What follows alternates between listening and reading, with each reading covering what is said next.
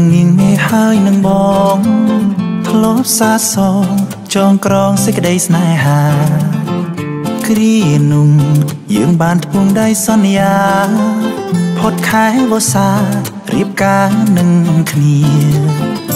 អីលើបាត់បើបាត់សូនឈឹងបាត់ដំណឹងប្រលឹងមិនឃើញវិលវ័យចាំបាត់ស្ងាត់សូនអូនអើយអូនស្រី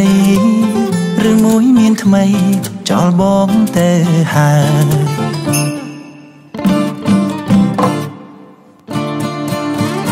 អូនអើយអូនពេលនេះអូននៅទីណាដឹងទេថាអ្នកណាកំពុងរីងរៃគឺរូបបងដែលនៅរងចាំពីស័យចាំសំដីស្រីថាត្រឡប់មកវិញ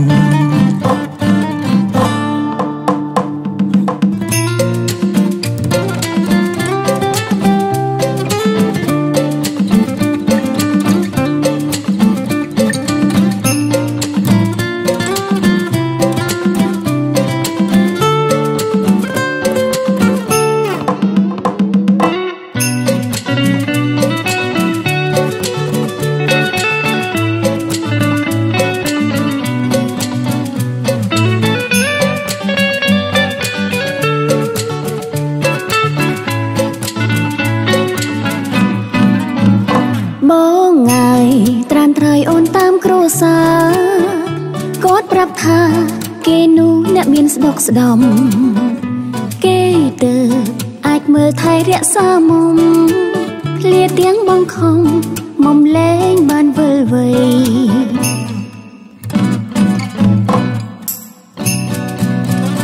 បងថ្ងៃនេះអូនចូលរោងការបាយផ្កាស្លាប្រគុំបាយខនចងដៃសុំទោសផងសុំបងកុំចាំអូនអីជ្រើសអ្នកថ្មីចុះណាប